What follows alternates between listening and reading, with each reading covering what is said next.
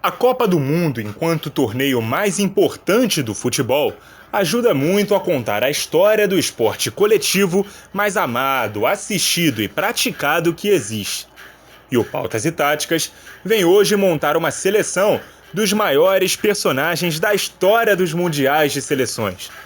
Tentamos montar um time equilibrado, então algumas figuras vão acabar ficando de fora, mas serão devidamente citadas no fim do vídeo.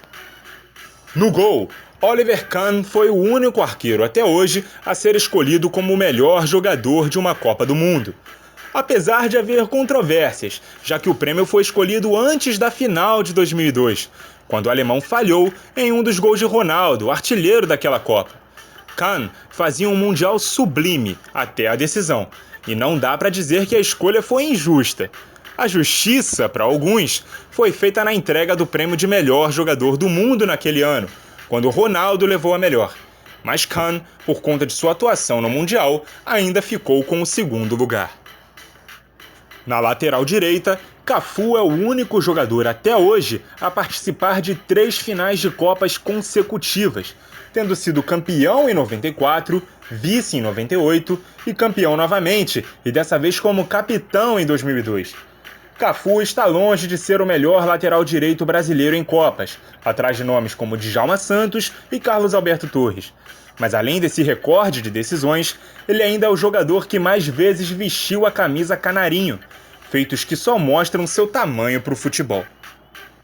Na zaga, Fábio Cannavaro foi campeão e capitão da Itália na Copa de 2006 na Alemanha. Ele que liderou uma defesa que já teve nomes como Baresi e Maldini e que perdeu seu companheiro de posição, Alessandro Nesta, no início do Mundial, fez dupla com o autor do gol da Azzurra na final daquela Copa, Marco Materazzi. Juntos, formaram uma das zagas menos vazadas entre campeões da história das Copas do Mundo, com apenas 2 gols sofridos. E Cannavaro era o protagonista daquele sistema defensivo. Seu rendimento lhe rendeu a bola de prata de segundo melhor jogador da Copa do Mundo e o prêmio de melhor jogador do mundo no fim do ano. Ele até hoje é o único jogador da posição a já ter recebido o prêmio. Fará dupla com ele aquele que provavelmente é o melhor defensor de todos os tempos, Franz Beckenbauer. O Kaiser jogou 3 Copas do Mundo e subiu no pódio em todas elas. Vice-campeão em 66, terceiro colocado em 70, onde inclusive teve que jogar com o ombro deslocado e imobilizado na semifinal diante da Itália, e campeão em 74 como capitão do time. Em todas essas Copas, ele apareceu na seleção de destaques do torneio e levou os prêmios de terceiro melhor jogador do torneio em 66 e segundo melhor em 74. Beckenbauer ainda foi campeão mundial como treinador em 90, depois de ter sido vice em 86 em 2 finais contra a Argentina. A braçadeira do nosso time está bem entregue para o alemão. Na lateral esquerda, a enciclopédia do futebol Nilton Santos. Bicampeão mundial em 58 e 62, Nilton foi pioneiro na função ofensiva dos laterais de subir para o ataque, cruzando bolas para a linha de fundo, mesmo sendo destro. O jogador é frequentemente apontado como o maior lateral esquerdo de todos os tempos. O que ninguém tem dúvida é de sua importância para a revolução dos laterais em ambos os lados, sendo responsável da primeira grande transformação da função. Mesmo não tendo marcado gols em finais como o lendário alemão Paul Breitner, só existiu um Breitner porque um dia existiu Nilton Santos. Abrindo o meio-campo com Lothar Matthäus, recordista de partidas na história das Copas com 25 jogos e um dos únicos 4 jogadores a participarem de 5 edições diferentes do Mundial. Matthäus foi campeão da Copa de 90 e, mesmo não tendo sido eleito o melhor jogador da Copa, teve seu talento reconhecido com a Bola de Ouro no mesmo ano da conquista, e também sendo o primeiro vencedor do prêmio de melhor jogador do mundo da FIFA no ano seguinte. Matthäus é, inclusive, o único jogador alemão que detém o feito, e até hoje, o homem que mais vezes vestiu a camisa de Die Mannschaft, com 150 aparições.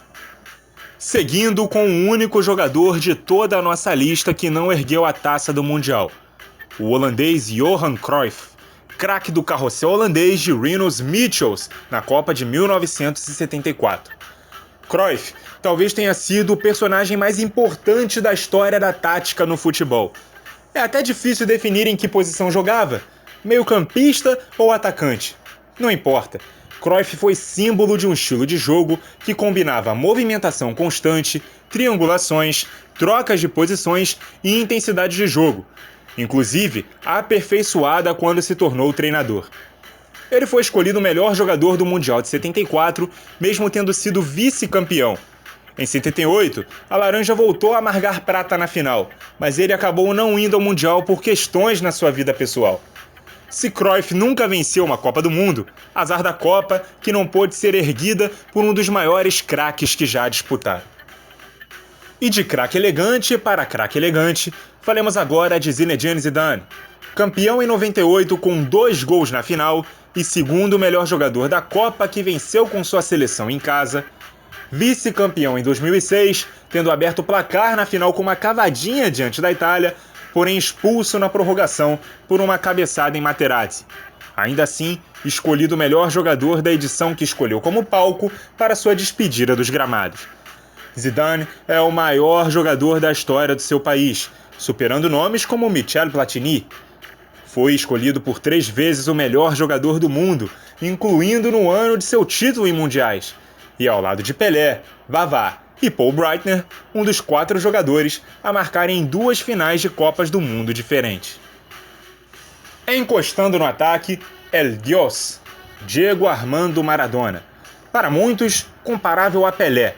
E se não for o maior jogador da história, é com certeza o maior personagem que o mundo da bola já conheceu.